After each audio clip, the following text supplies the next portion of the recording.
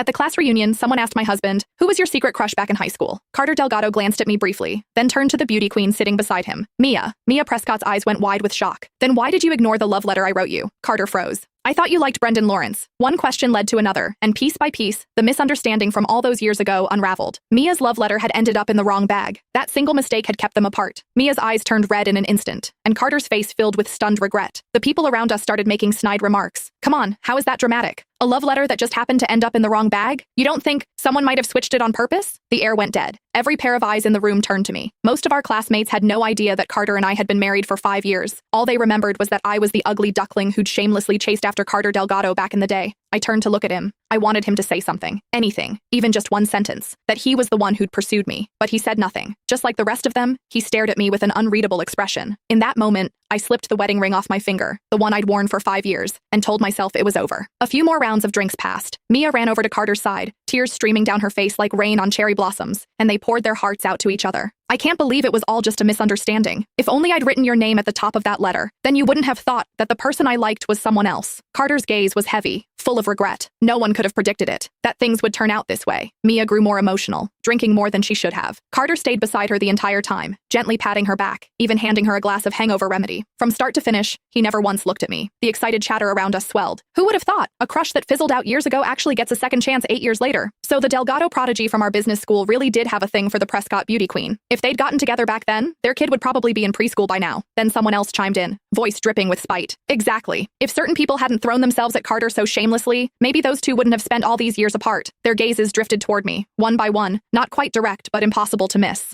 I clenched my fists, pressed my lips together, and said nothing. The whispers continued. Then one of the more outgoing classmates slid into the seat beside me, leaning in close. "Serena Whitmore, was it you? Tell the truth. Did you swap the love letter on purpose so those two would miss their chance?" My expression turned cold. I was about to say it wasn't me, but the crowd erupted before I could speak. I'd bet money on it. Everyone used to say Carter and Mia were the golden couple. They were obviously into each other. The only one who didn't get the memo was Serena, pining away, staring at Carter every chance she got. We all saw it. The second evening study hall ended, she'd drag him out to the track field. Who knows what other stunts she pulled? Swapping a love letter? That's nothing for someone like her. Obviously she did it. Do we even need to ask? None of them knew that Carter and I were together. 8 years as a couple. 5 years as husband and wife. They only remembered that I used to hang around Carter a lot. They assumed I was the one chasing him. A lovesick nobody reaching for someone out of her league, desperate to land the golden boy. But they didn't know the truth. From the very beginning, Carter was the one who pursued me. He was reserved by nature, never one for public displays. He'd never once posted about us on social media. Every step forward in our relationship had been his initiative, his doing. Yet somehow, he always came out looking like the innocent party. He was the prodigy of the business school, turning heads wherever he went, impossible to ignore. And me? In everyone's eyes, I was never good enough for him. But that was no reason for me to be mocked, to be humiliated. I